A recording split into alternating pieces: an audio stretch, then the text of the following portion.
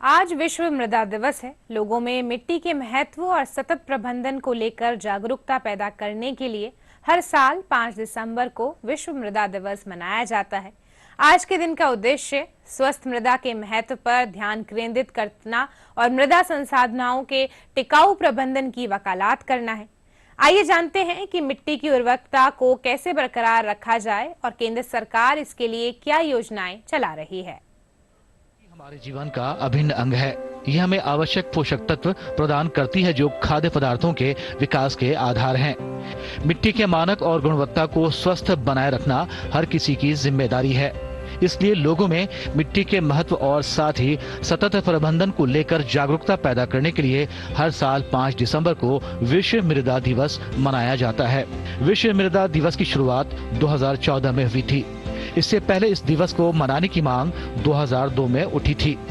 मृदा की देखभाल, माप, निगरानी, प्रबंधन की थीम के साथ इस वर्ष भी विश्व मृदा दिवस का संदेश लोगों तक पहुंचाया जा रहा है। एनवायरनमेंट है वहां तक ये इफेक्ट करता है, तो इसके बारे में जागरूक और हम विश्व मृदा दिवस के ऊपर इसके बारे में किसानों को जागरूक करते हैं। इसके अंदर हम थोड़ा इमोशनल अपील भी करते हैं। जैसा कि आप जानते हैं, उपकार फिल्म आई थी, उसके अंदर एक गाना था, मेरे देश की धरती सोना उगले उगले हीरा मोती।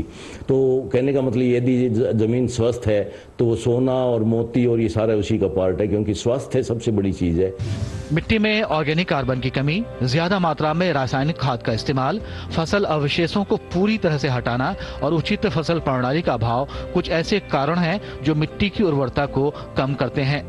मिट्टी की उर्वरता को बनाए रखने के लिए केंद्र सरकार कई योजनाएं चला रही है, जिसमें 2015 में शुरू की गई मृदा स्वास्थ्य कार्ड योजना, पीएम परिणाम योजना खास है। मृदा स्वास्थ्य कार्ड में किसान को उनकी मिट्टी की स्थिति की जानकारी दी जाती है। इस कार्ड के जरिए किसान अपनी जमीन में पोषक तत्वों की कमी को जान पाते हैं ताकि इसे पूरा करके वो अपनी उपज बढ़ा सकें। अगस्त 2024 तक देश भर में लगभग 24 करोड़ मृदा स्वास्थ्य कार्ड वितरित किए जा चुके हैं। केंद्र सरकार सल्फर कोटेड और नीम कोटेड यूरिया के इस्तेमाल पर भी जोर दे रही है। नीम कोटेड यूरिया में नीम के तेल का लेप होता है जो पौधों को कीटों से बचाता है।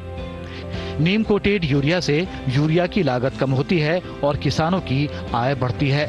मिट्टी की उर्वरता बनाए रखने के लिए सरकार किसानों को जैविक खेती के लिए भी प्रोत्साहित कर रही है। ये वार्षिक आयोजन मिट्टी, पौधों, जानवरों और मनुष्यों के बीच जटिल संबंधों की याद दिलाता है और इस अमूल्य संसाधन को संरक्षित करने की आवश्यकता पर जोर देता है।